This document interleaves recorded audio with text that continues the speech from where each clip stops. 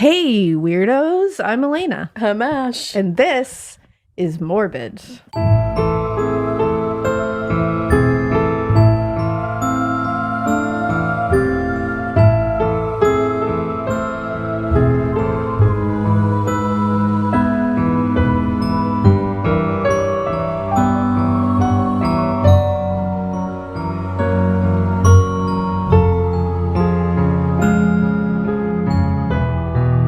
I am getting over a straight up laughing attack. I don't know if Elena has showed all of you, but I have not. She just showed me a golden TikTok. Is it Miss Universe? I think it's like Miss World or something, or Miss one of those. Are those the same thing? I have no idea. Maybe they are. But is the universe, well, the universe is bigger than the world, right? Yeah. So I don't know which one it is. I think it's Miss World. Okay. One of those competitions where everybody's involved. Hold on. How can you even say that you're Miss Universe when we don't know about life on other planets? You're not Miss Universe. You don't even know. You know what? You're all Miss Universe in my book. It's very every new single age one of you. you. But either way, there's this TikTok going around, and it's all of the contestants. They force the contestants to like scream their country name, and there's some of them that you can tell are just like not it. Like Denmark is like Denmark, like it's like get out of here. Sucks. Like they're not happy about it, and it's hard to scream. I just want to preface this: it's hard to scream daintily. So, but it gets to France. And her scream, it's like a fucking goose. She screams France, and it's like France, but it's just it's like a seagull, like ah, and it's so funny. Like and here I am saying I couldn't do better. No, I'd be like, you was that? Like I'm freaking out. It's hard to yell, but holy shit. It's one of the funniest things I've ever heard in my life. It's on TikTok. I don't know. You could probably just type in France at this point. I'm sorry, and I'm sure it'll come up. But it'll make you laugh. And you need that. And you need that. We all need that. So fucking funny. I love TikTok so much. I do too. I often scroll through TikTok and think like, what are they doing to me right now? I often scroll through and I'm like, what did I do to deserve this? This gift. This gift that has been bestowed upon me. I mean, I get that. And I literally screamed. Like I screamed like France. As soon as I saw it. I won't. No one ever. John was next to me and I just went, ah! Like I just freaked out. I was like, this is the greatest thing I've ever seen. I'm like, and then I swipe and it's like Sinister Palm Vibe making me shit my pants laughing. and then it's Drew Afulo. She kills me listening to laugh. her. Oh, it's the purest sound in the entire world. It is. I can't get it. I love her. It's all the best. I mean, it's great. It's great. My God. My For You page just gets me. It makes me smile. It makes me laugh. And it was so necessary. Ash is dying. I'm so sorry. Oh, shit. That was funny. Yeah. But there's no way to transition. Yeah. We got all the funny out now because oh, man. It's about to get real. Yeah. No, we needed France. We needed France to get us through that. Drew's just texting me restaurant names because it's like 9:00 at night and none of us have cooked dinner. No. He's literally just going Boston Market, Chipotle, Panera. I'm like, can you calm down? Like, I don't know. It's just rapid fire, like Qdoba. You're like, I don't know. Still Pick going. one. Damn. I'm working, okay? At least he gives restaurant names. John will not pick a restaurant. He's not giving anything that I'm like craving right now, but I don't, you know when you're craving something and you don't know what it is? All right, well, enough about me. France.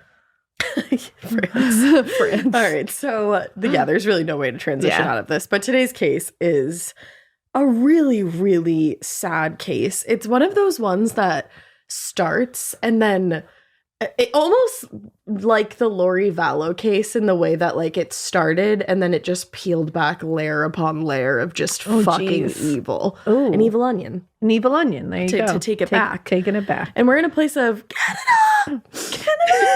Sorry. Or no. In a place of Canada. We're in a place of Canada. I love Canada. Oh, yeah, you've been. And I love Canadians. I love Canadians, too. We got Johnny and Tyler. Yep. We and got Mikey. Jordan. We got Mikey. Lynn's. Lynn's isn't like full-blown Canadian, but her family is Canadian. So does that mean that Mikey's not full-blown There's Canadian? Canadian in there. I said flow. Full-blown. Are you full-blown Canadian? You know what? Canadians. Well, everyone in this case is Canadian, and today's case takes place in Ancaster, Ontario. Ooh, sounds pretty. Yes. And also, just a quick little side note. Okay. It is raining. Oh, soothe. So you're going to get soothed by the sounds of raindrops in the background. Yeah. It's late. It is late. I like that laugh. That's another one. Another good TikTok. All right, shut up, Ash. We're out of a place of TikTok. It is. All right. So on the evening of May 6, 2013, Tim Bosma left his Ancaster home with two men who simply wanted to test drive the truck that he'd been advertising for sale online. As Tim walked out the door, he turned around and told his wife, Charlene, he'd be right back. But that was the last time that Charlene or anybody else would see Tim alive. That's fucked up. Really fucked up. In a pretty short time frame, the authorities were able to apprehend Dellen, better known as Dell Millard, and his henchman, Mark Smich, the men responsible for Bosma's death. At first, Tim's murder seemed pretty straightforward. Authorities felt like this was kind of like a thrill kill, but the deeper and deeper that they dug into Millard and Smich's relationship and separate histories, the more they realized that they weren't dealing with like an impulsive one-off murder. Instead, they realized that this case was rooted in a full-blown, sinister plan that began well before Tim Bosma's murder. Jeez. And they would come to find out that it included more death and way more destruction than they ever expected in the first place. Damn. Yeah. Like I said, it was just like peeling back layers of onion, of an evil onion. But first, let's head back to the beginning of this. So in early May of 2013, Tim Bosma's wife, Charlene, posted an ad on, I think it's Kijiji.com, on behalf of her husband who wanted to sell his truck. His truck was a black 2007 Dodge Power Ram 3500 diesel pickup truck. Yep. That. And by the way, Kijiji, I think it is pretty much like the Canadian version of Craigslist. Oh, okay. But the truck had become a nuisance for the young family. It weighed over 3 tons, and because of its size and requirement for diesel gas and like a shit ton of diesel gas, it was costing a lot of money to keep it running. Yeah, that makes sense. Yeah, and Charlene and Tim had a 2-year-old daughter. They were newish homeowners, so they thought instead of keeping the truck and having their finances completely drained by that truck, why not sell it and use the money to buy a smaller and more affordable car? Yeah. Family first thinking. Makes sense. So at first, the ad that they put out didn't really get much attention. So Charlene ended up placing another ad on a separate website where it did end up getting some views, but it didn't seem like it was getting like actual interest. And Tim was starting to get frustrated with this entire process and the lack of interest. He was really just about to give up on selling his truck. But then he got a message from somebody with a seemingly genuine interest. Me too. This potential buyer didn't give much information in his message, but he did seem interested, and he did say that he was willing to drive a very long distance, about 100 kilometers or 62 miles from Toronto to the Bosma's home, like I said, in semi-rural Ancaster. If you're not familiar with this area, Ancaster is an Ontario suburb, which is like an hour outside of Toronto. Just so you know. I'm not familiar with the area either, but I did look it up. Mm-hmm. So Tim and the prospective buyer agreed to meet on the evening of May 6th. Tim really wanted to make sure that the truck was in tip-top condition. He was ready to sell this thing, and he was really hoping that this would be his chance. Yeah. So to prep for the meeting, he washed the truck, he waxed it, he deep cleaned the interior, he vacuumed it out. Like, he went to town on this thing just to make it look as good as possible. Yeah. Every time I write about this truck, I can't help but get "There's Something About a Truck" out of my head. I don't even know what that is. It's like a country song. Oh. Yeah. That's why I don't know any of the other words like, other than why I don't know. "Something about a truck." Ooh, there is something about a truck. I think they end up saying something about a farmer's town. I think. That makes sense. I might have made that up, though. Either way, I'm into it. Are you? I'm into you singing it. Thanks. So kind, France. I'm trying, France. On the morning of the 6th, though, Tim hadn't heard from the seemingly previously interested buyer. And he was getting nervous about this sale falling through the cracks. He's like, Jesus Christ, like, there's barely been any interest, and now this is going to fall through the cracks. So he was like, I'm not going to give up yet. He sent a message to the guy saying, good morning, it's Tim. I'm working in Hamilton today if you want to meet, or do you still want to meet at my house tonight for 7 p.m.? Morning came and went with no reply at all. So did the rest of the afternoon. Tim was pretty much getting the idea that this guy wasn't going to show up. He pretty much called it quits. I know. He pretty much called it quits when he still hadn't heard anything by dinner time. But then the potential buyer finally called or messaged a little before 7:30. I think he called to say that he was on his way and he should be arriving to the household within the hour. We love an uncommunicative prick. Oh, yeah, we love it. I hate when someone says they're going to be somewhere at a certain time and then they're not there at a certain time. That makes me fucking crazy. You get 10 minutes. Yeah. 10 minutes. Honestly, I get annoyed after like 3. Accurate. Yeah. Can confirm. I have a text message on my phone from last night that says, hey, when are you going to be here? But I was pulling in the driveway white when you said it. White when you said that. Yeah, it's true. But the buyer ended up being a guy in his mid-20s, and he did not arrive within the hour that he said he was going to. An asshole. But he finally did arrive a little after 9 p.m. Oh, fuck him. And he had another young man with him who was also in his mid-20s. Tim's wife, Charlene, immediately thought it was strange that the two men showed up on foot. Yeah. They said they were willing, one of them said he was willing to make this like really long drive, but then showed up on foot. Yeah, I don't like that. Tim had told her that they were traveling from more than an hour away, so she was like, obviously they didn't walk this entire way. Like, where's the car that dropped them off? Like, what the fuck's going on here? But at the same time, she hadn't been on any of the text exchanges with them, so she figured there was some kind of good explanation. Yeah. And again, they really wanted to sell this truck. Like, that's really their main interest here. This hurts my heart.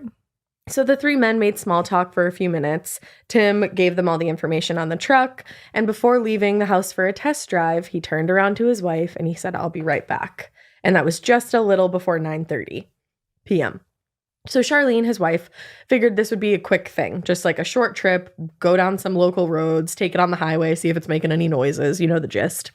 So when Tim didn't return after an hour, she called his cell phone, but didn't end up getting an answer. She was slightly concerned, but she reminded herself that Tim was hardly a small guy. He was in really good shape, so he could certainly take care of himself if the situation where he needed to arised. Yeah. And he also dealt with strangers daily because he owned and operated his own HVAC business. Oh, okay. So he really had no problem being aggressive, or not aggressive, but assertive if the need came up. Yeah. So that kind of soothed her soul a little bit. But then more and more time went by, and she called one more time and again got no more answer. And as the evening went on, she still had heard absolutely nothing. And she started to panic. Yeah. And she's got a 2-year-old at home. Oh, I'd be losing it. Yeah. So she eventually decides it's time to call the police. Like, I'm not being crazy here. Something clearly went wrong. Absolutely. So the next day, still no Tim. And the Hamilton Police Service ended up releasing a statement to the press at 8 a.m. that morning regarding Tim's disappearance. The statement was brief. It just said 32-year-old Bosma had gone missing the night before. They gave a brief description of his physical appearance. They asked the public to contact the Hamilton police with any information. And that was really that. The statement made no mention of the test drive or the two men that Tim had left the house with the previous night, but that was on purpose. The police wanted to keep that information close to the chest because they didn't want to alert these two suspects that they knew anything about them. Yeah, that makes sense. No need to have anybody do anything stupid. Yeah, that's good. That's good police work. And the thing is, in cases where adults disappear, a lot of times the first assumption is not that they've been kidnapped or taken for any kind of nefarious purpose. But usually, for whatever reason, you know, people think, oh, they've grown tired of their life. They walked away. They're running from something. Yeah, especially an adult male, too. Yeah, exactly. You know. But by all accounts, Tim Bosma was in neither of those positions. He and Charlene had married 3 years earlier. A short time after that, like I said, Charlene gave birth to their daughter. Their daughter was 2 years old when this happened. They were so excited to be new parents. They'd recently bought a new house together, and they were looking forward to their full journey together as a family. Like, they loved having people over. They loved just being a family. And if you look up pictures, there's a picture of him like holding his baby. It will break your heart. It's like, gut-wrenching. He's like adorable, and he looked like the sweetest, just like a dad, you know? Yeah, and later I'll like tell you like his relationship with his family, and he was just a dad. It comes and, like, off that way. He just loved his family. It's so sad. But like I said earlier, the truck had become something of a financial burden. So I think they were like, well, you know, maybe there could be something there. Mm-hmm. But then at the same time, Tim's HVAC business was doing pretty well. And he and Charlene really had no financial concerns beyond those of just like your typical young family. Yeah. To put it simply, Tim and Charlene were in a happy, stable relationship, and nobody could think of any reason that Tim would just run off without telling anybody. Yeah, and it's like they have to cross all that off the list, but it seems like it was pretty easy to cross off the list here. Exactly. So on the afternoon of May 7th, 2 days after Tim has gone missing, or a day, after he's gone missing, news about his disappearance started making its way among social media. First, it was family and friends, but then word started spreading among a larger circle. And in contrast with the police statement, the posts on Facebook were more detailed and, of course, included the fact that Tim had left the house with 2 young men. By that evening, the posts on Facebook and Twitter had been shared thousands of times by everyone from friends and family, celebrities, news personalities. Every Tom, Dick, and Harry was sharing this story. Yeah.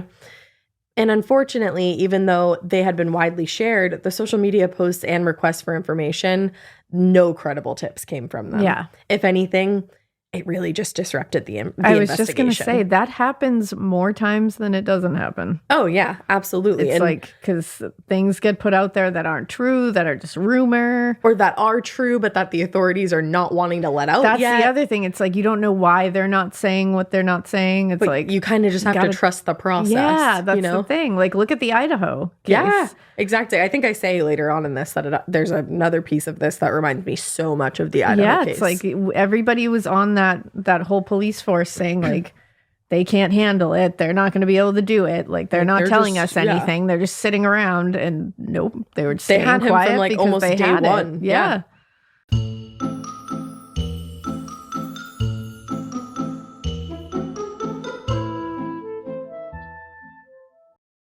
Always at the beginning of the year, I'm like, I'm going to up my style game this year. I am going to serve looks that I've never served before. And I know just the right place to go to serve those looks on my feet. Refresh your 2023 wardrobe with Rothy's for chic, sustainable shoes that bring out your style A game. Each style is knit to shape with their sustainable signature thread made from recycled materials, which makes them soft and flexible. Plus, they look and feel great right out of the box with no break-in period. Whether your style is classic neutrals or trendy yet timeless pops of color, Rothy's has you covered. Rothy's are literally the most comfortable shoe I have ever placed upon my footage. They seriously do not have a break-in period, and I have never ever gotten a blister wearing my Rothy's, and sometimes I used to wear them for like 12 hours a day, which leads me to my next point. I have stinky feet, but guess what? The best part about Rothy's is that you can throw them in the wash machine and get rid of the stinkage. They come out looking like they just came out of the box. They're super durable. They don't lose their color in the wash. They don't get like old looking or anything like that. They always look new to me. Rothy's shoes, there's just so much to choose from. They fit everybody's style. I kind of change up my style all the time. So sometimes I'm just going for classic black shoe, the point. I love it. Other times I want to be rocking a cheetah print, and that's totally cool. There's flats, there's loafers, there's sneakers, and more in dozens of colors and prints. For stylish and comfortable shoes, shop Rothy's. Get $20 off your first purchase at rothys.com/morbid. That is ROTHYS.com/morbid. This show is sponsored by BetterHelp. I usually feel like my best self when I'm showing up for other people, when I'm making time for myself, when I'm actually waking up in the morning, going to the gym, making breakfast, the whole nine. The thing is, when you're at your best, you could do great things. You can accomplish so much in one day. But sometimes life gets you bogged down and you maybe feel overwhelmed or like you're not showing up in the way that you want to. But listen, working with a therapist can help you get closer to the best version of you. When you feel empowered, you are more prepared to take on everything that life throws at you. And let me tell you, life comes at you fast. I have benefited so much from therapy, just knowing that I have a space where I can go and freely talk about everything that I'm going through that week, everything, maybe I'm not even going through it that week, but I've gone through it in the past and I just need to let it out. Having that person is such a huge game changer. If you're thinking of giving therapy a try, BetterHelp is a great option. Let it all out. It's convenient, flexible, affordable, and it's entirely online. All you have to do is fill out a brief questionnaire, super brief, and then you'll get matched with a licensed therapist, and you can switch therapists at any time for no additional charge. I have seen many therapists over the years. Not everybody is a fit for everybody, and that's okay. And that's why BetterHelp understands that you can switch therapists at any time and they're not going to charge you. If you want to live a more empowered life, therapy can help get you there. Visit betterhelp.com/morbid today to get 10% off your first month. That's BetterHelp, HELP.com/morbid.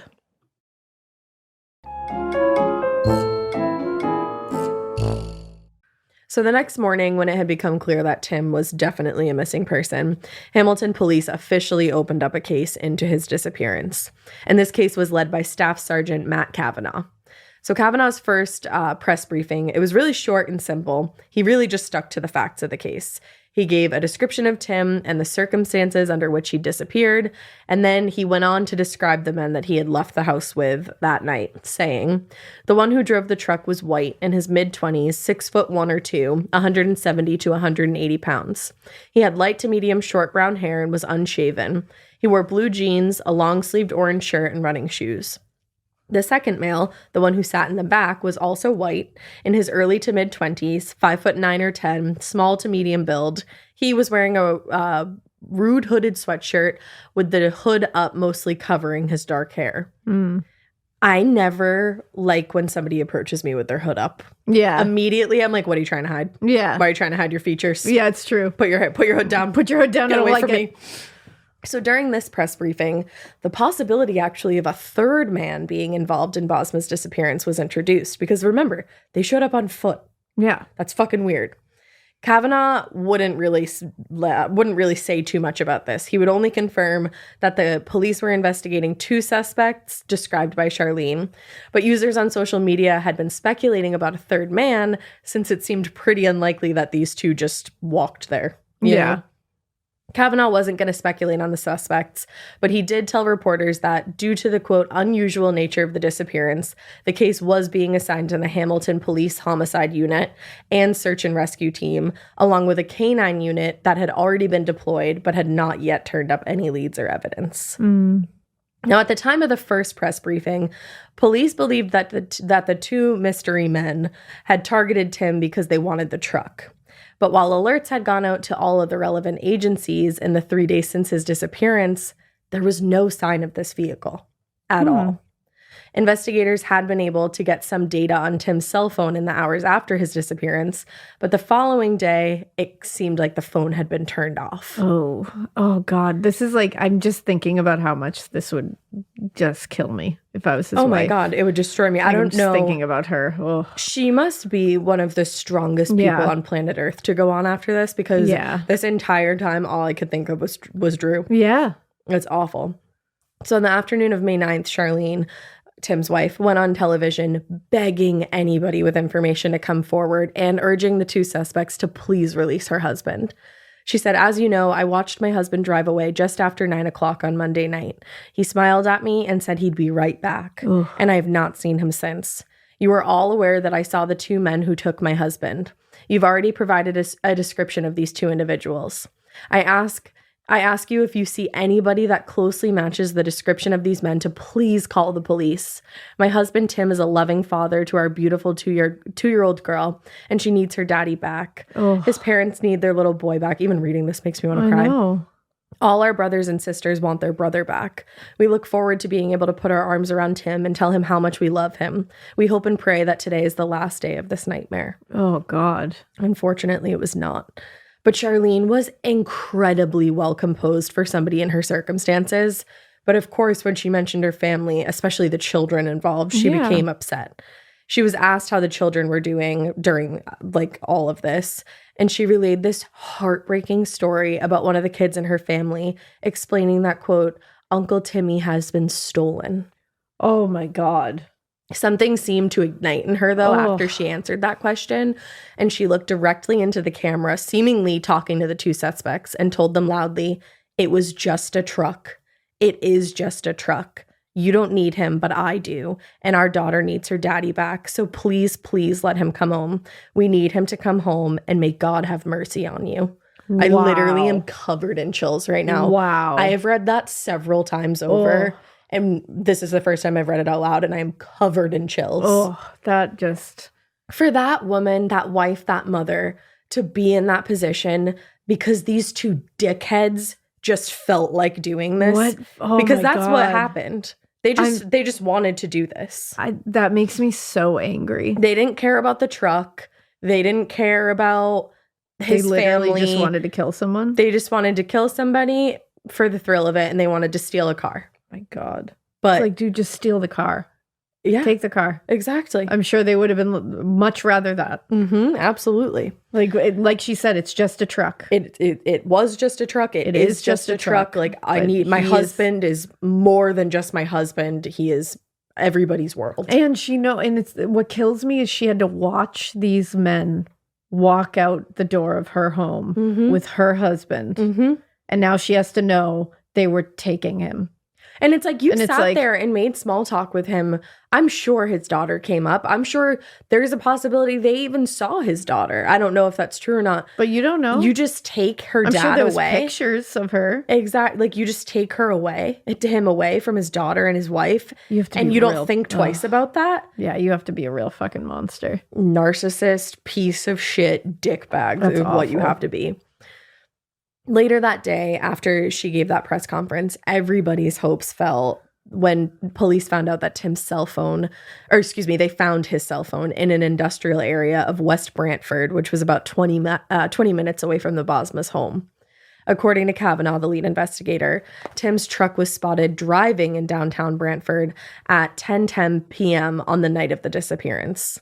Kavanaugh asked that all of the businesses in that area check any surveillance camera footage for any additional sightings they might find or lead to.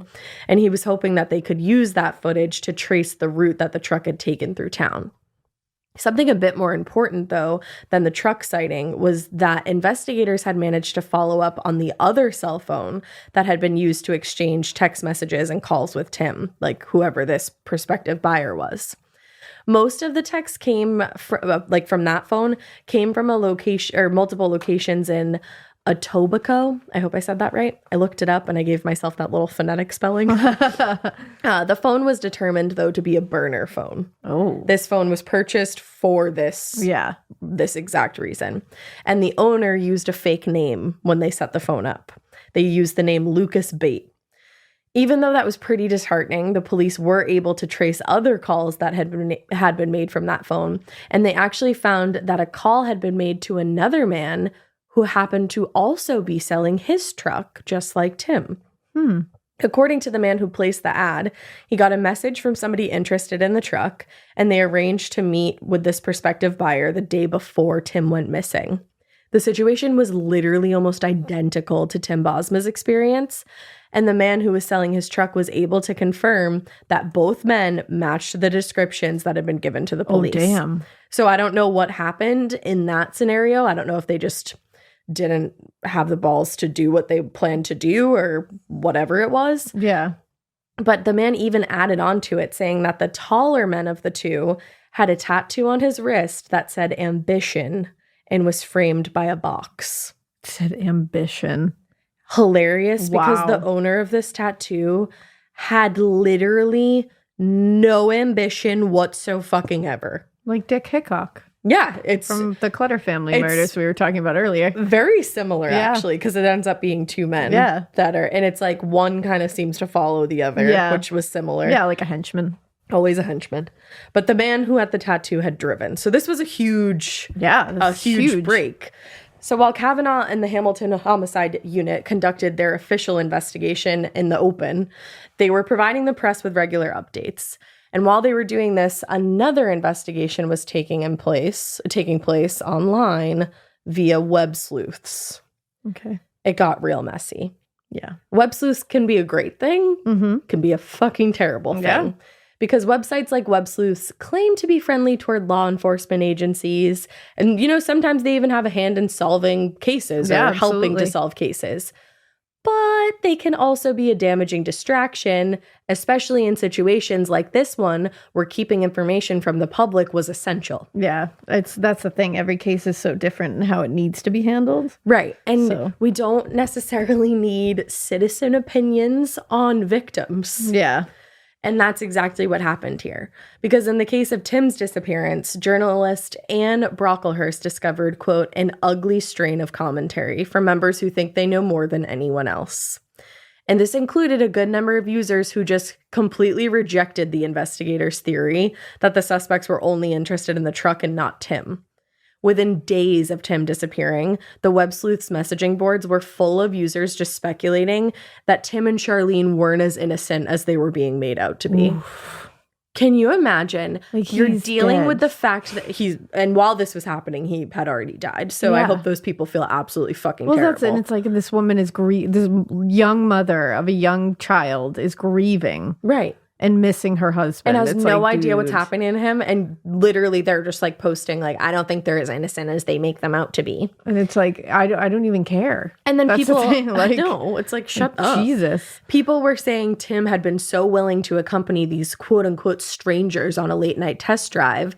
It seems like it couldn't have been strangers in the first place. He had to have known them. Nope, he didn't. No. So you're wrong. Ugh. They were also trying to say that he knew these people and suggesting that he was involved with some kind of like crime organization or something nefarious like that.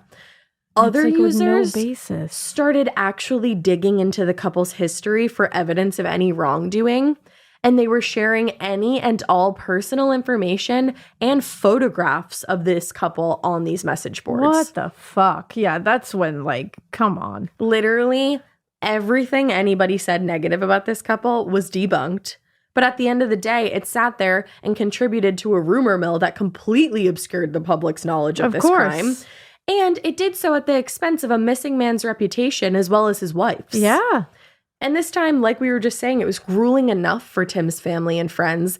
This was the last thing that they needed to be dealing with. It's like, mind your fucking business. Well, it's like, Jesus, like, that's the thing with these kind of like areas on the internet. There's a little ray of light where you're like, this could be great. Mm-hmm. But we are humans. So and we can't handle this shit. That's the thing. We can't handle gathering anonymously in an online cyberspace and being anything but fucking assholes. And it's the truth. We've seen unfortunate. It time and time again. It's like, yeah, there's little rays of sunlight for sure. Absolutely. Great things happen online. Great things happen when people get together. But unfortunately, it can only last for so long and it can only happen in certain instances because we as humans suck ass and we can't handle. No, we can't handle it. It's just like, the truth. It gets ugly. It gets disgusting. It gets vicious. It gets like way out of control. And then it just lives online. Right. And even if it doesn't get to the point where it's ugly and vicious and out of control, it can also just be completely unhelpful because the investigators most of the time know what they're doing. Of course, we've covered cases where they don't necessarily have a good start or anything like that.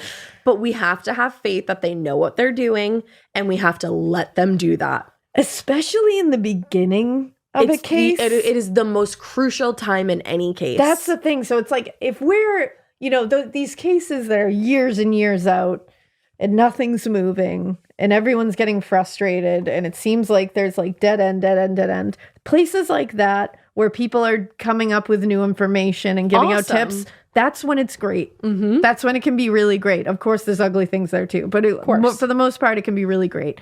In the beginning stages of an investigation, when a case is still wide open, see what the investigators can do. Zip. Give them let time. It happen. Give them time. And if shit goes for years and nothing's happening, then sure, pull your pants on and see if you can find something cool.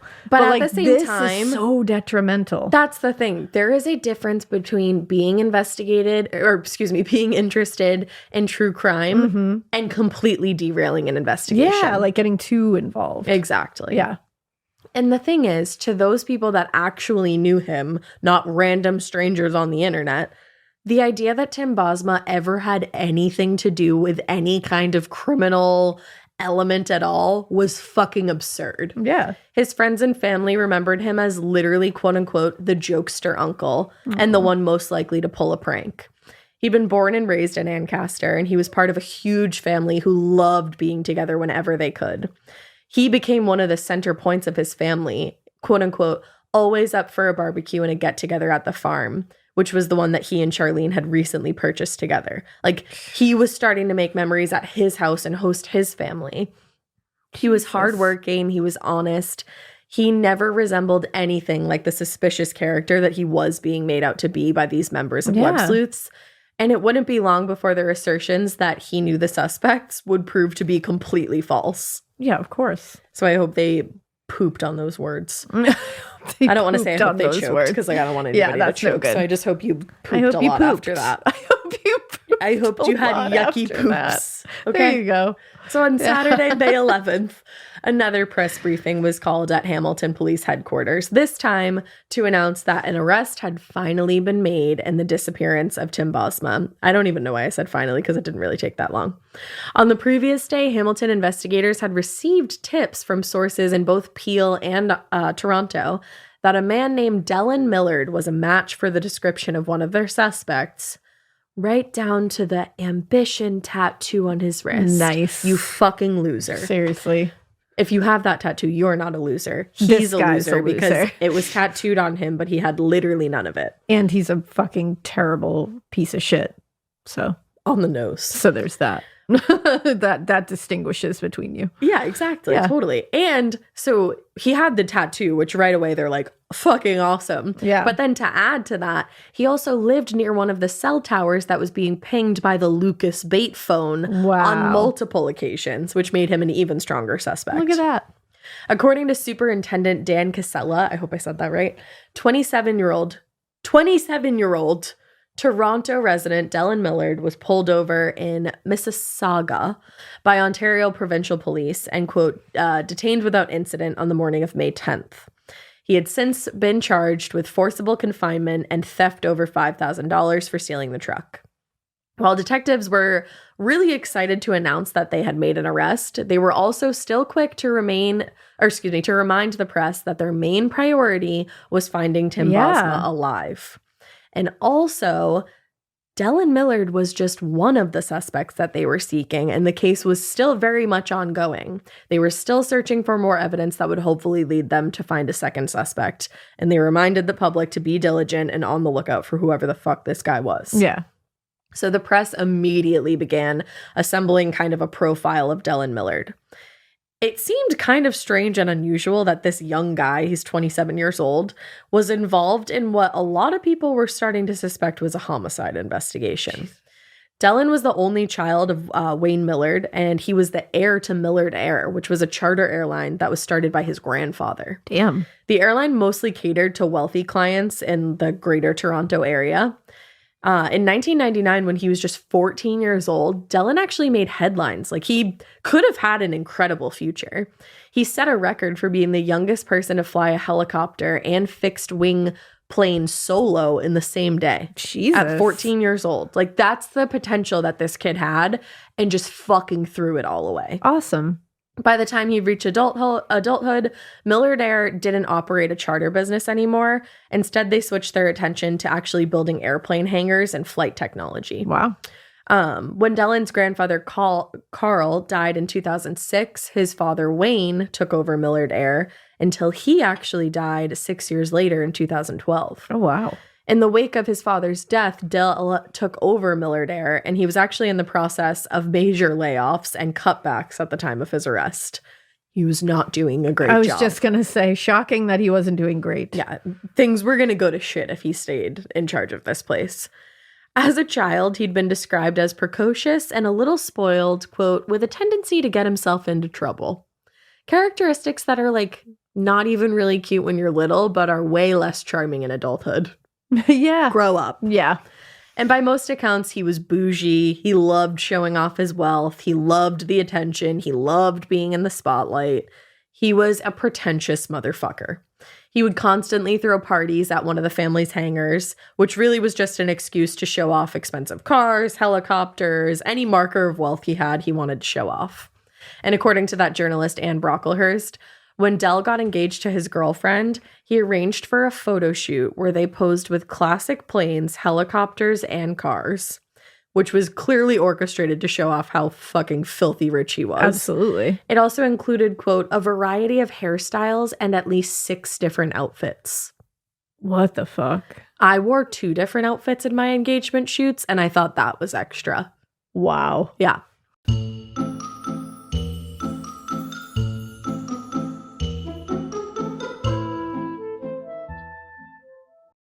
I am a big believer that cats should be seen and not smelled. I mean, is there anything worse than walking into a house and just being smacked in the face with a nose full of cat stink? I don't even know what else to call it. But that's exactly why I use Pretty Litter. I even sang it for you because I love it that much. It has got the best-in-class superior odor control, and that's just one reason why I love it. Pretty Litter crystals change color to indicate early signs of potential illness like urinary tract infections, kidney issues, and more. And nothing beats Pretty Litter's odor control. It's ultra absorbent and it instantly traps odor. It's also lightweight, dust-free, and works for up to a month without clumping. That means no more wasting litter. Pretty Litter ships free to my door in a small, lightweight bag. I never run out, and I don't have a massive container of litter taking up space, and I don't have to lug that bulky container from a store to my car, into my house, down to the basement where the cats pee and poop. None of that. I freaking love Pretty Litter. Something that I really didn't love about other cat litters, this is so gross, but the pee and the poop cause clumpage. But with Pretty Litter, I don't have to scoop up the pee. I just have to scoop up the poo-poo, and I can check out the pee and say, hey, is that color all right? You don't want people coming into your home and being hit with a nose full of cat stink. So get Pretty Litter today. Go to prettylitter.com/morbid to save 20% on your first order. That's prettylitter.com/morbid to save 20% on your first order. prettylitter.com/morbid. When we decide to lose weight, it's usually not just about the number on the scale. It's how we feel in our jeans, how we feel in our dresses, how we feel when we just take a little selfie. Looking good. Could that have anything to do with Noom Weight? Whatever your reason is for wanting to make a change, Noom Weight is ready to help. Noom Weight's totally different. It uses psychology to help you understand your eating habits and learn how to make healthier choices every day. Are you eating because you're bored or because you can't pass up food when it's free? If the answer is yes, don't even stress. Noom Weight can help you break the cycle and change your habits for good. I think that I've learned so much about my habits from Noom. I've realized I always thought since childhood that I had to eat everything on my plate, finish it, but you don't. And I've learned that by using Noom Weight. I also love their little bite-sized lessons that they have. It's super easy to incorporate it into your day. I have actually stuck to this every day for over 5 months now, and it's really working for me. And the app is super, super easy to use. The program helps you understand the science behind your eating choices and why you have cravings. Choose your level of comfort from 5-minute daily check-ins to personal coaching, whatever you want to do. Stay focused on what's important to you with Noom Weight's psychology-based approach. Sign up for your trial today at noom.com/morbid. That's NOOM.com/morbid to sign up for your trial today. And check out Noom's first ever book, The Noom Mindset, a deep dive into the psychology of behavior change. Available to buy now wherever books are sold.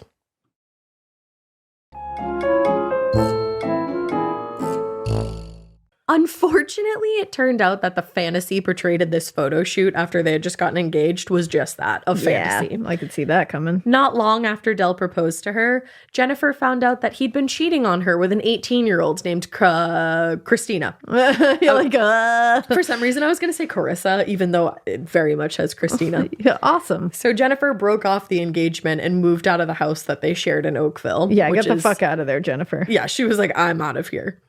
Oakville is another suburb just outside of Toronto. I knew that. Wow. I was going to say okay? 4 and then I said so. For For most of his early 20s, Dell really just floated through life. He never committed to any of the projects, any of the careers he'd chosen. He had made pretty cool attempt, he had made attempts at getting pretty cool jobs, but just never followed through. Yeah. He had made attempts at 3D game design, culinary school, special effects, makeup artistry, and photography, which are all things that I'm like, how can you not get into that? Yeah. How can you not just like pick all one of of it those sounds and great. just devour it? Yeah. You have, and with you have the privilege To have all of that at your fingertips. Of being able to choose whatever you want to do, even your passion. Yeah. Something that you really care about. You want to be a painter, go be a painter. Right. Like, do whatever you want. You want to make fucking vases? Go You're make lucky. vases. Like, do whatever you want Yeah. to. And that's all such cool shit that would be super fun and so worth investing your time into, but Dell just didn't give a shit. By 2012, he really hadn't achieved much of anything other than spending his dad's money, failing to finish whatever he started. That's pretty much it. Ambition. But And getting a tattoo. That says ambition. he was like, I really have a lot of ambition. Yeah. I'm just like working it out. I just have to find it. But still, his father, Wayne, continued to support his son. He really had a lot of faith in him, and it's absolutely heartbreaking. Wayne hoped that Dell would eventually start taking over his role at Millard Air and like take over. Yeah. You know, he's getting older and he wants to leave this business to his son. He wants to know that the business is in good hands. Yeah, exactly. Every time somebody would take steps to facilitate a more stable or professional circumstance for Dell, he would just pretty much undo whatever they had done, either through laziness or incompetence or just completely undermining what anybody had done in the first place. He sounds like a real fucking peach. I just want to like punch him. Like, Yeah. I'm like, you're such a piece of shit. Yeah. During the attempts to establish a working relationship with the Waterloo Airport, Dell actually botched the airline certification process so badly on several different occasions. Awesome. He failed to make the necessary adjustments to the hangar.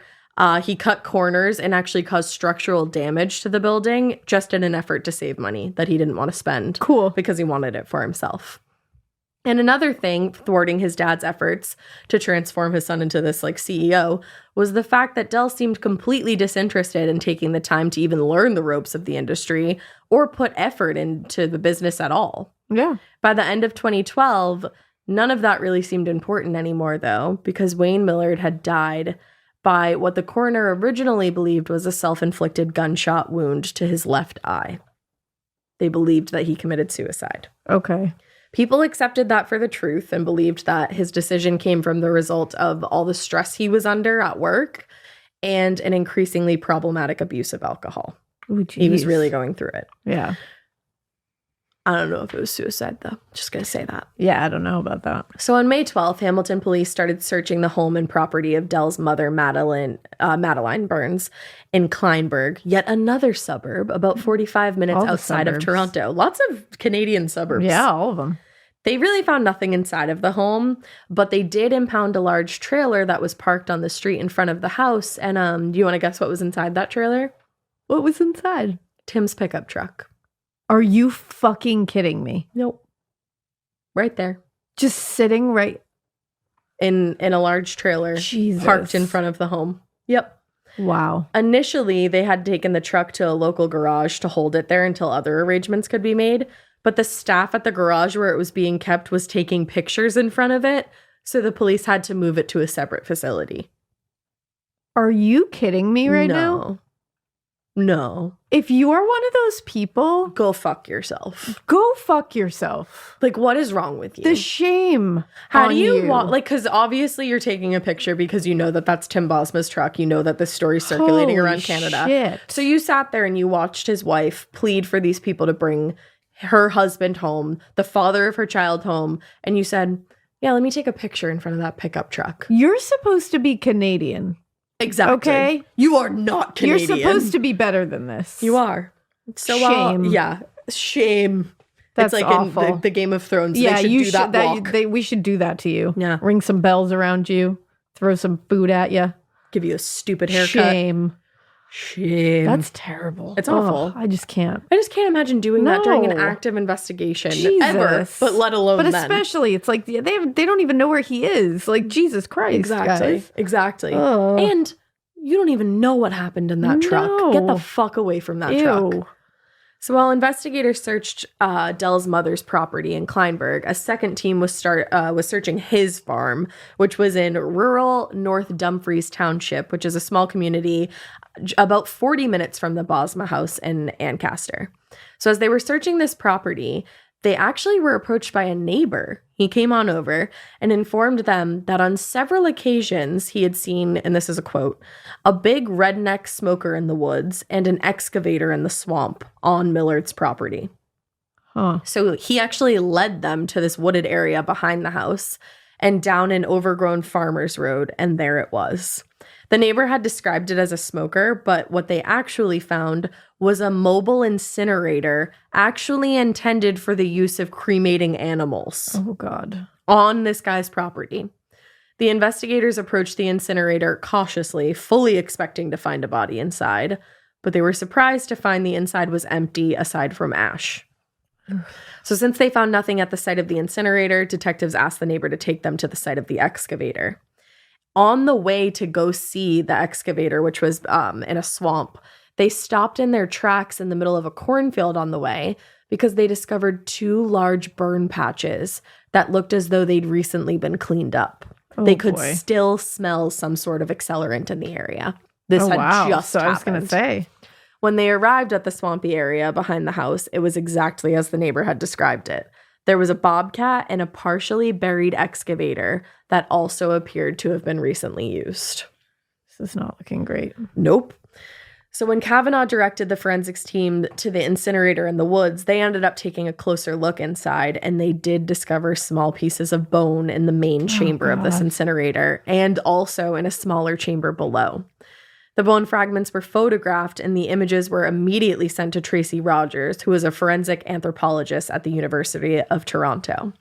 From what she could see in the photos, she felt very strongly that these bones were likely human, but she didn't want to say that without examining them in person. Yeah.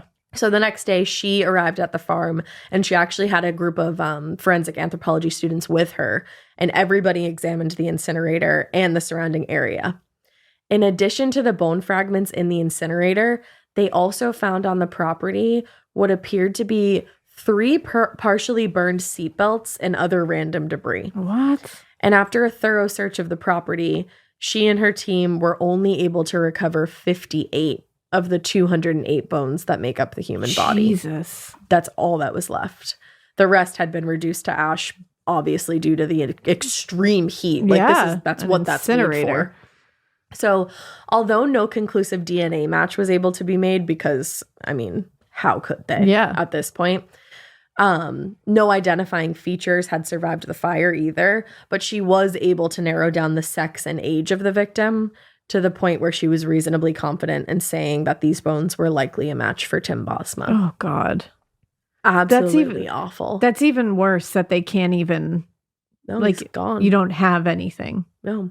Like, that's horrible. Because this 27-year-old asshole who had literally everything, he had the world at his fingertips, just wanted a thrill. Jump out of a fucking plane if you want a thrill.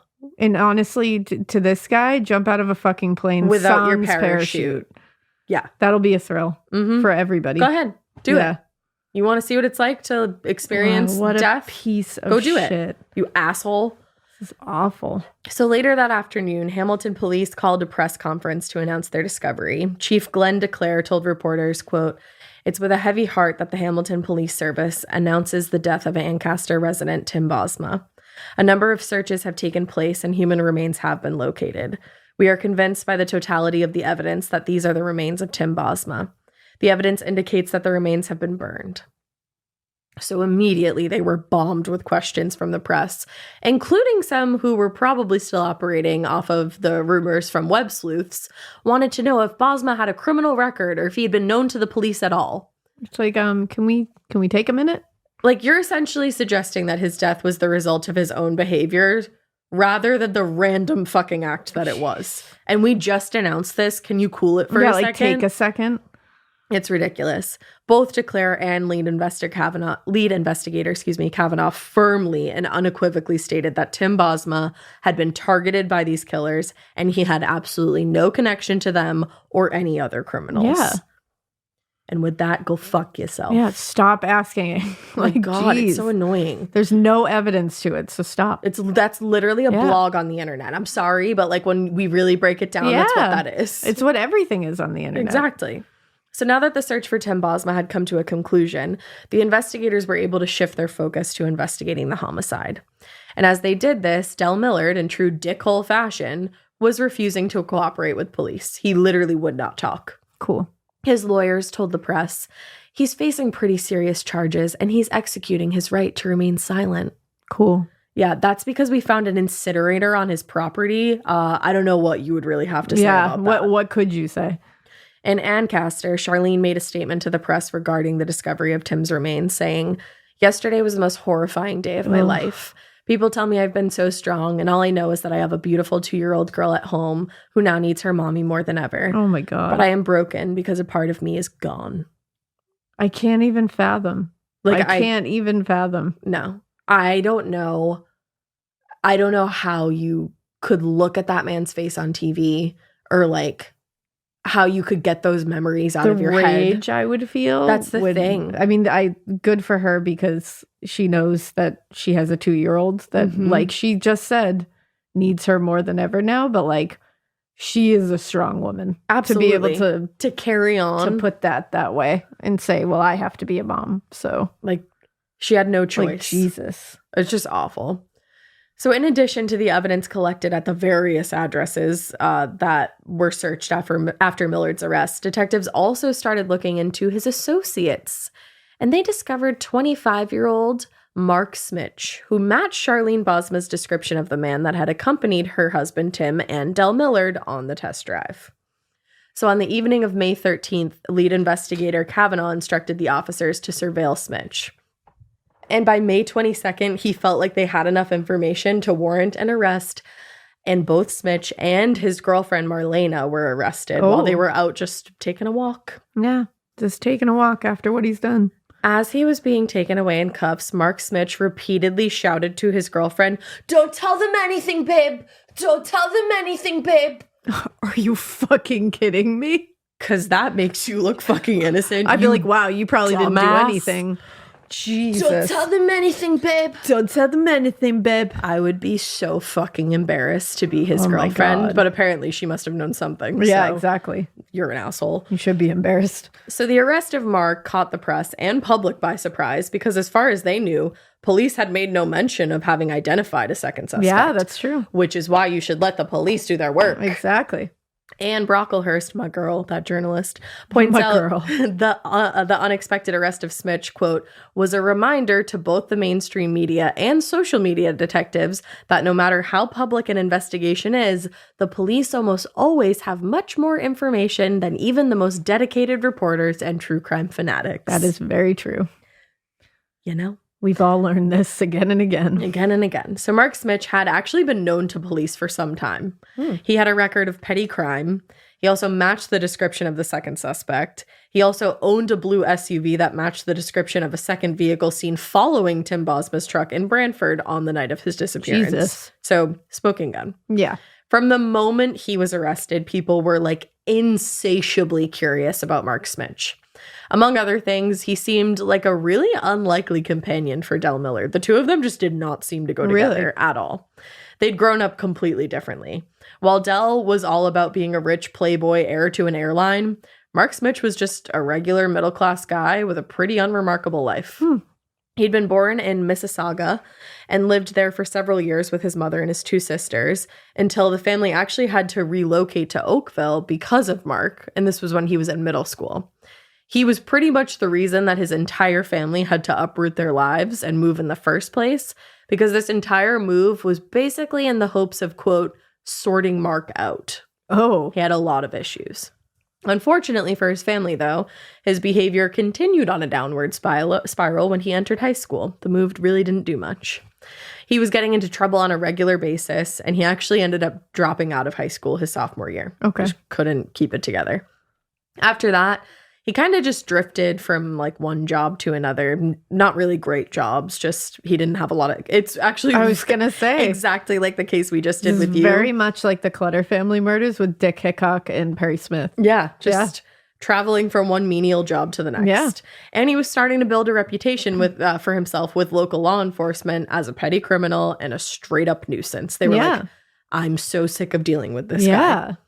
He was usually unemployed, and by his early 20s, he had become a small-time drug dealer who, quote, when he had no supply, was reduced to selling single cigarettes to students at the local high school who found him to be creepy.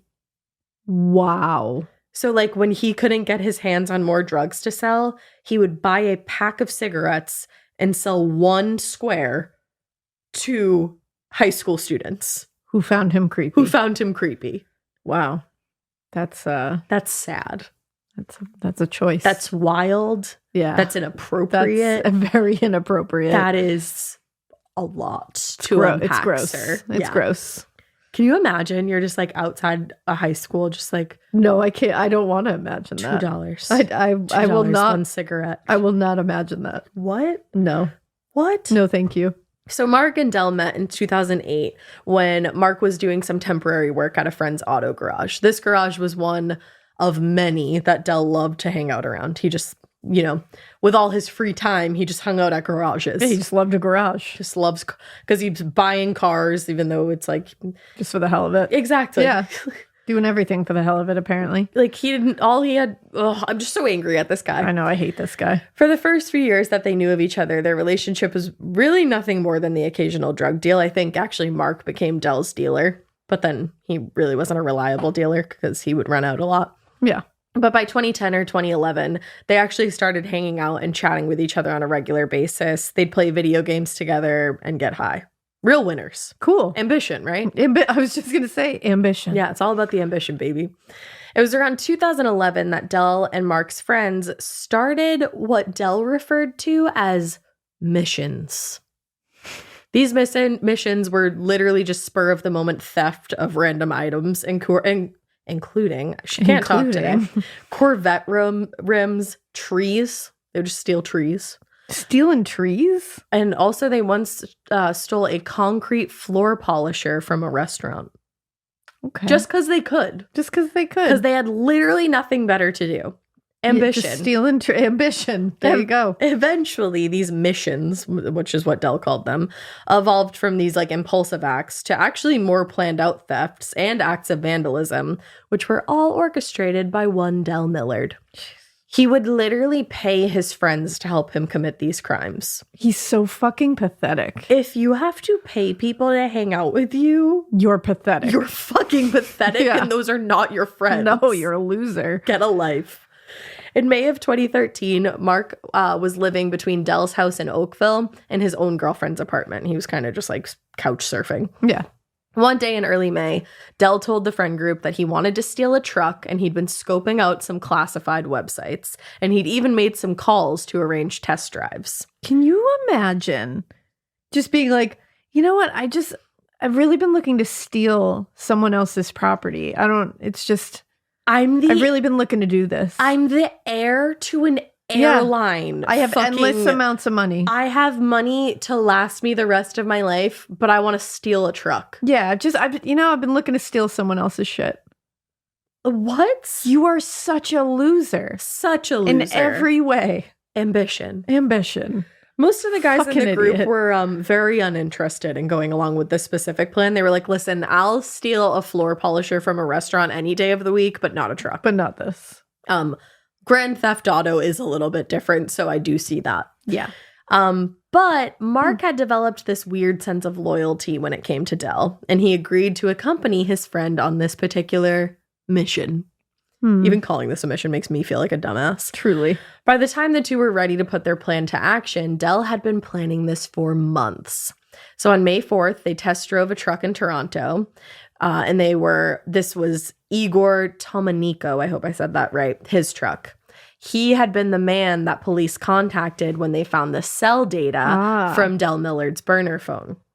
And it was him who had filed an agreed statement of facts with the Hamilton police, officially identifying Mark Smich as the passenger who had accompanied Dell Millard on the test drive of his truck. Ooh. Igor is a real one. Igor. On May 24th, 2013, Dell Millard and Mark Smich made their first appearance in court. where they were being arraigned for the first-degree murder of Tim Bosma. And just as they were in their daily lives, the two were a very stark contrast from one another in the courtroom. Dell was well-dressed. Obviously, he had the money to be. He came off as confident. He spoke loudly, quote, clearly and forcefully when responding to the judge, made eye contact when he pleaded not guilty to all of the charges. Mark Smich, on the other hand, appeared gaunt.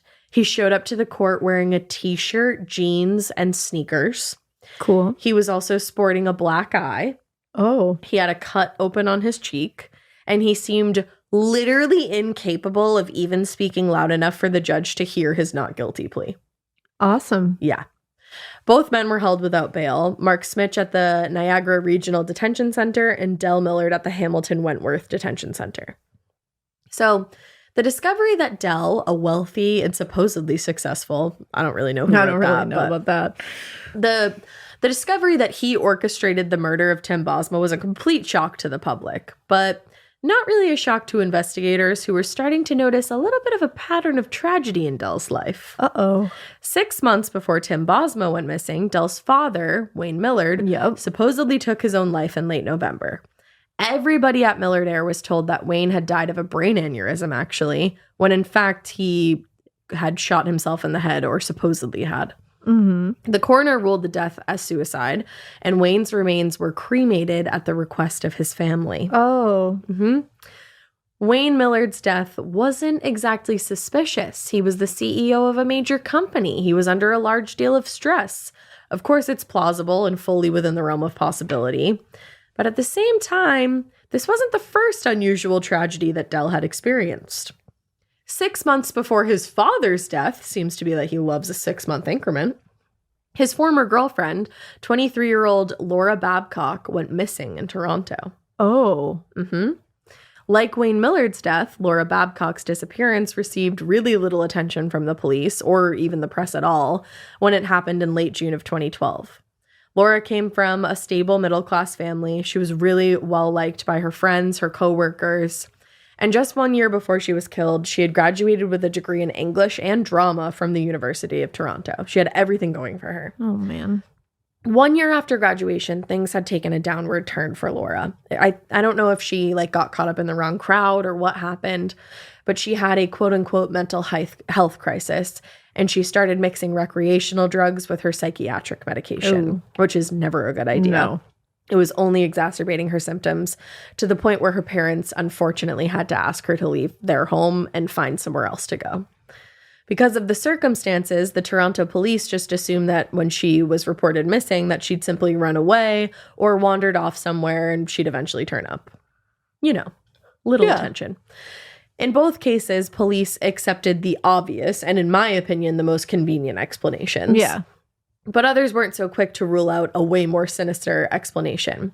At Millard Air, those who had been close to Wayne Millard in the weeks before his death remembered him as being very happy, very excited about new business ventures, and they said that he was eager to build the company back up so that he could leave his son with a successful business to operate. Oh, that breaks my heart. To those people, the death of somebody so future-oriented came as a shock, which that can happen. I was going to say it can absolutely happen. But in this case, they just had a gut feeling that something was off. Well, and there's a lot more at play here. Mm-hmm.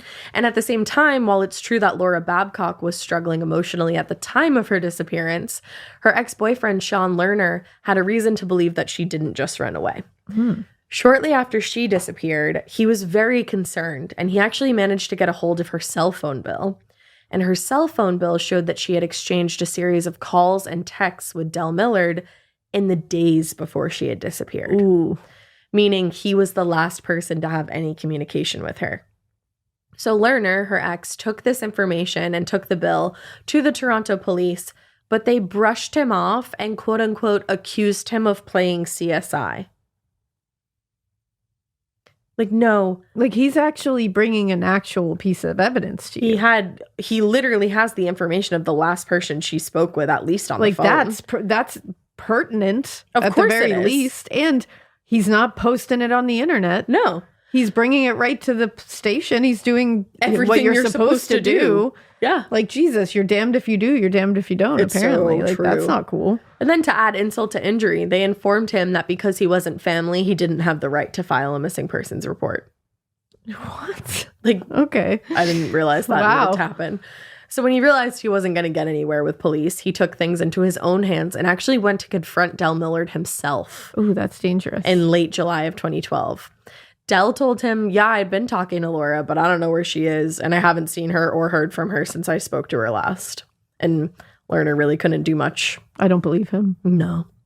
So now, in the wake of both arrests for the murder of Tim Bosma, investigators in Toronto, with assistance from Kavanaugh's team in Hamilton and the OPP, began to dig deeper into Dell's relationships with his father and Laura Babcock.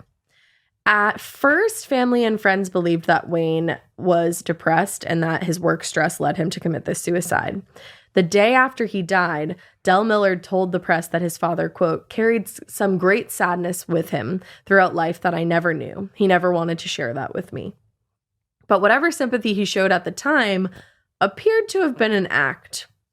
When investigators interviewed employees at Millard Air, they found out that Dell regularly and continuously went around talking shit about his father. Cool. He said his father was a failure. He said his father was intent on squandering his fortune by trying to build an empire to leave his son, Wow. who had no interest in running this company. Wow. Basically saying, my dad put everything he could into this company for me, and I don't even want it. What a fucking idiot. That's annoying. Your whole life has been set up for you. You are the idiot here. Yeah. I hate this guy. Seriously. On the night of Wayne Millard's death, Dell told the authorities that he had been at Mark's house. And given that police had already accepted suicide as the cause of death, nobody doubted his alibi or checked into it. Oh, no. However, when the new detectives who were now investigating him attempted to confirm this alibi in June of 2013, cell phone records showed that yes, he had been at Mark's house that night, but he had traveled to his father's house in the early morning hours. Ooh. And interviews with his friends and acquaintances gave them even more to go off of. Detectives learned that in the weeks before his father's death, Dell illegally purchased a .32 caliber Smith & Wesson revolver from his friend Matthew. That was the exact caliber and exact model used in the quote-unquote suicide. Oh, come on. Their suspicions of Dell's involvement were confirmed, but they still went above and beyond and tested the gun used in the shooting and discovered that Dell Millard's DNA was on the handle. Are you fucking kidding me? He killed his father. Holy shit. He shot his own father in the head. My God. Uh-huh. So police believed that he murdered his father, quote, to protect his inheritance, which was being used to fund a new aviation business, Holy and to shit. keep him from having to inherit said business. Oh my God. He killed his father because he didn't want to inherit the family business. He killed his father because he's a lazy fuck who has ambition tattooed on his arm. Correct. Wow. In the case of Laura Babcock, investigators learned that she and several of her other female friends had been engaging in escort services through an online escort site, including Dell Millard's then-girlfriend, Christina. Dell and Laura had briefly dated in 2008, and they remained friends after the breakup. So in the spring of 2012, after Laura had been kicked out of her parents' house, she was actually temporarily staying with Dell and Christina. But tensions arose when she began spending alone time with Dell, and that time eventually led to a sexual relationship with each other. Oh. Not surprisingly, Christina was fucking pissed. Yeah. And demanded that Dell end the relationship and cut off all contact with Laura. Dell agreed and told Christina what he planned to do to Laura, saying, "First, I'm going to hurt her. Then I'll make her leave. I will remove her from our lives." Holy shit. Yup. Investigators made 3 separate searches of the farm where they'd previously discovered Tim Bosma's remains. They did a more than thorough search of this property each time, but unfortunately they found no evidence of Laura's remains. But when you know what he did with Tim. Exactly. And with his own father. Yeah. So instead, they relied on interview testimony, cell phone data, text messages, and circumstantial evidence to build their case because they were not willing to let this go. And they theorized that Dell and Mark had spent months planning how to get rid of Laura Babcock, And on July 3rd or 4th, investigators believe they killed her, wrapped her body in a blue tarp, and loaded it into Wayne Millard's minivan. Jesus Christ. And drove it to the farm where they disposed of her remains in the commercial incinerator that Dell had purchased on July 5th. That is so fucked up. Even though they didn't find Laura's physical remains, they did find a photo that Dell sent to Mark on July 4th in which he's seen at the Millard Air hangar standing beside a, quote, human-sized bundle wrapped in a blue tarp. Are you kidding me? Nope. What the fuck? And he literally purchased the incinerator for her. My God. So their trials began in February of 2016, and each man pled not guilty to the charge of murdering Tim Bosma. Almost 3 years had passed since they'd been arrested, and in that time, investigators had collected a huge amount of damning evidence of guilt, including the remains found in the incinerator, the truck which was found at Dell's mother's house, and a significant number of texts and other communications that pointed toward their being responsible for Laura's death. But of course, both of their lawyers did the thing where they pinned the bulk of the responsibility on the other person. Of course. I think it's sometimes referred to as the cutthroat defense. Ah. They wanted to gain the jury's sympathies and receive a lesser sentence for their client by pinning the entire thing on the other client.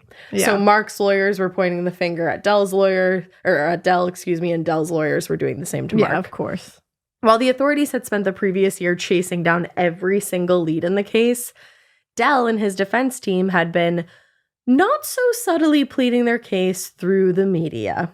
Press interviews, statements, jailhouse interviews. He did several while in jail and made every attempt he could to minimize the spoiled rich kid image that was being so focused on. Yeah. But it's really hard to do that when you are just a spoiled rich kid. Yeah, definitely. He told a reporter from the London Community News, quote, "I shop at Costco. I don't buy expensive clothes. I'm a bargain hunter. I have one Hugo Boss suit." How humble. Wow. Everyone loves Costco, you moron. Everyone bow down to the humble king. Like, I only have one Hugo Boss suit. I shop at Costco. I'm a bargain hunter. Okay. You're still a fucking cold-blooded murderer asshole, and you'll never enjoy a Costco free sample again. So how do you like those apples? So fuck you. How do you like those cut-up corn dogs? Wow. According to Dell, any evidence of his leading a lavish lifestyle was actually him just trying to live up to the image that people expected of him. People expected so much of him, Elena, and he just had to live up to that. And he said if he was guilty of anything, it was for picking up strays like Mark Smich, the, quote, petty criminal who dragged him into this tragedy. Wow. Shut the fuck up. Yeah. You're equally as responsible. Good try. Mark's defense team, like I just said, was equally ready and placed all the blame on Dell. They claimed that he was the, quote, master manipulator, which I believe, and the, quote, psychopathic rich friend, which I also believe. Yeah, I was going to say. And they said he had enticed Mark Smich with empty promises and then ultimately took him, quote, on a test drive he never could have imagined. Ugh. I do think that Dell was the master manipulator, and I do think he was the psychotic rich friend. Yeah. But I also know that Mark Smich was an adult who was capable of making his own decisions and made the wrong fucking choice. Exactly. The press could not resist the sensational story of this playboy heir turned murderer and Mark Smich's narrative of a petty criminal turned accomplice in a homicide. It was more so that they were interested in Dell's story and a little bit less in Mark's story because Dell's story sold papers. Yeah. Mark Smich's story, nobody really cared a lot about it. Mark is a petty criminal, so it just kind of floats away. But Dell is supposed to be this like heir of this huge corporation, this turned like airline mastermind. Turned criminal. Yeah, it's wild. So in one interview after another, Dell had no trouble demonstrating his intelligence and his sharpness when it came to speaking. This did make him a potential asset to his own case, unfortunately, especially if he was put on the witness stand. And while Mark Smich couldn't compare to him in terms of public speaking or self-confidence, he'd actually undergone a pretty considerable physical transformation during his 3 years in jail. And his defense team, I think they did this strategically, and they were hoping that it would work in his favor. He wasn't the scrawny, poorly dressed, meek drug dealer who had basically like muttered his plea during the arraignment. Now, Mark had grown out his hair to a more like conventional style. He'd put on weight and muscle in the years since his first court appearance. He appeared more respectable, and his lawyers hoped more sympathetic and believable. I think this was all like a Casey Anthony. Yeah. You know, they tried to make her look like a sweet, sobbing mama. They buttoned her all up. They brushed her hair back. Yeah, and she was looking so believable. Yeah. Unfortunately, that worked.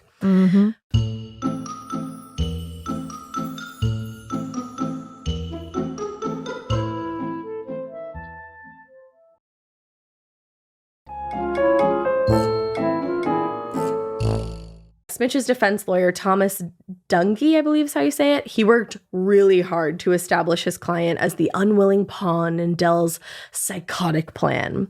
He aggressively questioned Dell's friends and associates to the point where the judge, Justice Goodman, interrupted to say, "I think, Mr. Dungy, we can lower the tenor with respect to the witnesses." Wow. But this was all part of his strategy to demonstrate that whether it was through his own wealth or his charm, Dellen Millard had a way of dominating people and convincing them to engage in behaviors or activities that they might not otherwise. Yeah. It was a tactic. And his tactic proved to be successful, and it really spoke to Dell Millard's character. And then to speak even further to that character, several law enforcement officers were called to testify. Pretty much all of them said that Dell was a narcissist who used his money and influence to get whatever he wanted. We can all see that. Yeah. Well, at the same time, Dell Millard's defense lawyer, Raven Pillay, had petitioned the court to exclude a considerable amount of evidence that they said would bias the jury against the client. And he was unfortunately successful in doing so. The evidence included a large number of communications between Dell and different friends that implicated him in drug use, which is like, we all know he did drugs. He's a spoiled rich kid. And just pretty much other things like that. Pillay, the defense attorney, pretty much ignored the claims that his client was a psychotic narcissist and instead argued that it made no sense for Dell to develop an elaborate plan to steal a truck. He could have just gone out and bought one. And he also argued that it was Mark Smich who needed money and he intended to steal and sell the truck, but he said something unplanned happened and went wrong, and Mark Smich produced the gun that killed Tim Bosma. He said it was all Mark. Yeah, look at that. He also suggested the large amount of evidence collected by investigators from bone fragments, browser history, the truck at Dell's mother's property was actually evidence of Dell's innocence. After all, he said, wouldn't somebody who committed murder try to cover up their involvement rather than leave it out in the open where anybody could find it? That's a bold move. Let's see if it works out for him. What? That's a bold move. What? Like, if I was on the jury, I would just literally sit there and like raise my hand and just say, what? Like, you can't be serious, my guy. He was. You can't be serious, my guy. Yeah. I'm astounded. He was so serious. After 4 months. So serious. 4 months of testimony. Closing arguments began on May 31st, 2016. Each lawyer took nearly an entire day to make their final case to the jury, which I'm like, don't do that to the jury. I'm always just astounded by that. I'm like, how do you talk for that long? An entire day? I feel like you're at that point going on like too long. But, you know, I'm like, that's amazing to me. I mean, yeah, like, it's absolutely amazing. Like badass. So the jury deliberated, that's always another hard word for me to say, for 4 days. And they were actually sequestered at this point. Like, so they came from that to deliver their verdict. Both Dellen Millard and Mark Smich were found guilty of the first-degree murder of Tim Bosma.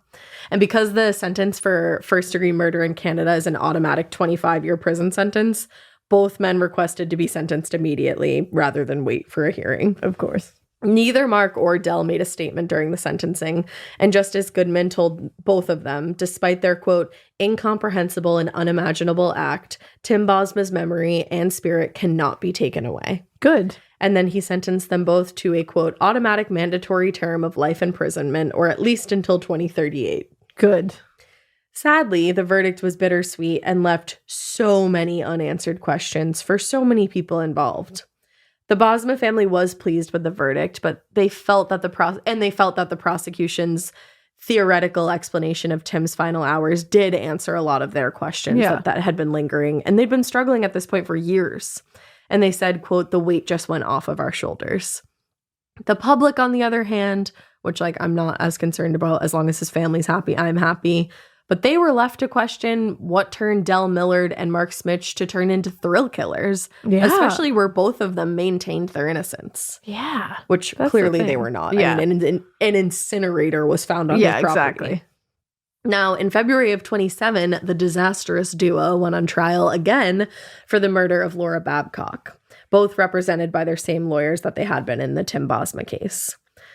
Like I said, without a body, it was going to be tough. But the Crown based their entire case on circumstantial evidence and then also witness testimony. They also had found Laura's belongings in Dell Millard's possession, and photos shared between Mark and Dell were used in their argument. Oh, okay. The defense argued that, for all anybody knew, Laura Babcock was still alive, and any suggestion of violence having been committed against her was nothing more than the boasting of adolescent drug users. Wow. Like, she could still be alive. My client just said he killed her. Yeah. To boast. Like, come on. In the end, the jury thankfully sided with the prosecution and found both men guilty of the murder of Laura Babcock. Wow. Without a body. Holy shit, that's hard. Yeah. I think the text messages really spoke for themselves. Yeah, the photo. I think the photo spoke for itself. The fact that a lot of her stuff was still in Dell's possession. I think all of that spoke. That's fucked up. Justice Michael Code, who was the one to preside over the trial, called Dell Millard, quote, profoundly immoral and dangerous.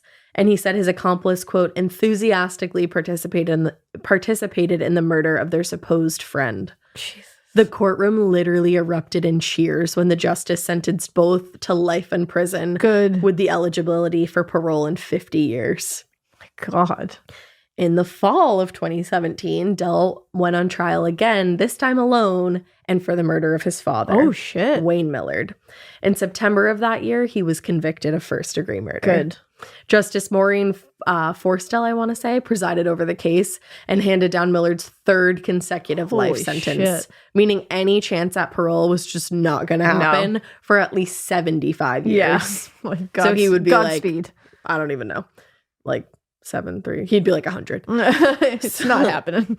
Before handing down his sentence, Forstell addressed the court saying, Dellen Millard has repeatedly committed the most serious offense known to our law. He has done so with considerable planning and premeditation. In the murder of his father, he took advantage of the vulnerability of his father and betrayed his father's trust in him. Millard's lawyer called the sentence unduly harsh. Oh, okay. Like, he killed someone, though. And Dell said that it was unreasonable and unconstitutional. Can you explain how, sir? The judge disagreed. Thank you. But in May of 2022, the Supreme Court in Canada overturned the 2011 provision which allowed justices the power to sentence individuals to consecutive sentences. Come on. I know. Which meant that both Millard and Smich would actually get the potential opportunity for parole way earlier than anybody expected. That's bullshit. And people were fucking pissed, rightfully I'm fucking pissed. Charlene Bosma told reporters, quote, our government took away one of the very few things we as victims had to hold on to. My daughter was 2.5 when her father was murdered. Now, because of this ruling, when my daughter is 27, she will be asked to carry on the fight I thought I already fought for her. That's fucked up. That's really fucked up. And it's smart for her to put it that way. Yeah, because that'll make people really see. And think about it. Think twice. Fucking A. The Toronto police also caught flack for not diligently investigating Wayne Millard's death or the disappearance of Laura Babcock. And a lot of people pointed out Tim Bosma could still be alive if they had actually done due diligence in both of those cases. It's true. But unfortunately, no member of the Toronto Police Service has ever been held accountable for those failures. Damn. And that is the case of Dell Millard and Mark Smich, two of the world's just stains. I was literally just going to say stains on the world. Like, cross out your ambition tattoo. Truly you stains troll. on the world. How the Tim Bosma case just destroys me. So senseless. And the thing is, none of us will ever know what happened in that truck and why they ended his life, because they won't say. And because they're even bigger pieces of shit than Exactly. originally thought. To let his wife and his daughter continue living their lives, having no idea what happened to their husband and father, and all your mind is going to do is come up with your own. The worst things. Exactly. Yeah. And to leave them in that position makes these two men even more fucking insufferable than they already were. And it was like a 42 on the Richter scale. That's horrible and so fucking senseless. I hate them. I hate them so much. Truly. This case infuriated me. Oh, that's awful. Awful. Damn. I know. This was a heavy one. Yeah, it really is. But with that being said, we hope that you keep listening. And we hope you Keep it weird. So weird that you yell, rats. There you go. Bring it back.